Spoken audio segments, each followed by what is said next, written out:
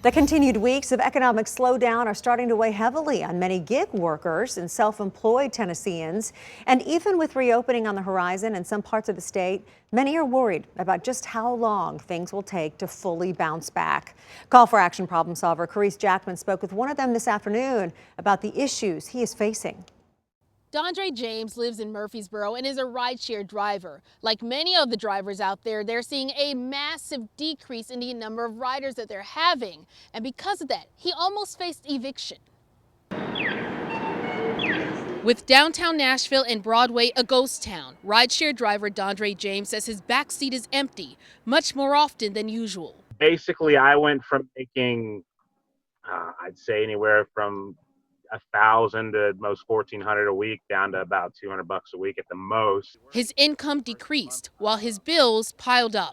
I got that first eviction notice. Even though the court's eviction process is halted through May 1st, the potential to be out of a home came as a shock. But do you feel like a lot of landlords are not being sympathetic or are showing any kind of empathy to a lot of people dealing with the coronavirus pandemic and the effects of it economically? My first communication with my landlord was kind of rough. I mean, they basically sent me an eviction notice in the beginning. So I wouldn't be surprised if there was a number of people out there who were dealing with the same thing. Luckily for Dondre, some short-term help is coming. I signed up for pretty much whatever resource I qualified for, hoping something would come through. Fortunately, I can say as of this past weekend, I started seeing some of those resources come through so I could get at least, the essentials paid.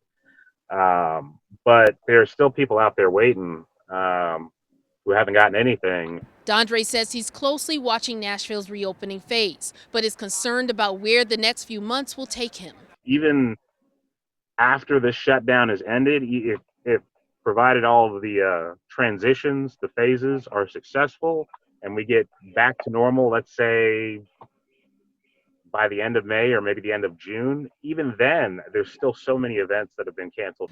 He can only hope for those in his situation, the gig workers or the self-employed, relief comes fast, sooner rather than later.